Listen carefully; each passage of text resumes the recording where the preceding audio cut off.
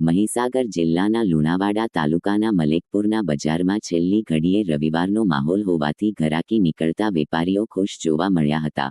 હોળી ધૂળેટીના પર્વને લઈ મલેકપુરના બજારમાં ઉજાસ. હોળી ધૂળેટી પર્વને લઈને હવે ગણતરીના કલાકો બાકી રહ્યા છે, ત્યારે મલેકપુરના બજારમાં પિચકારી, કલર, ઢોલ સહિતની ખરીદી માટે લોકોની ભારે ભીડ જોવા મળી રહી છે. હોળી ધૂળેટીના ગણતરીના કલાકો બાકી રહેતા મલેકપુરના વેપારીઓ ધરાકી નીકળે એવી આશાએ પોતાની દુકાનો સજાવી રહ્યા છે. લોકો પણ પરિવાર સાથે બજારમાં આવીને પિચકારી, રંગ અને ઢોલ જેવી સામગ્રી ખરીદી રહ્યા છે. બાળકોમાં ખાસ ઉત્સાહ જોવા મળી રહ્યો છે અને બજારમાં રોનક વધી છે. વેપારીઓને પણ સારો ધંધો થવાની આશા છે.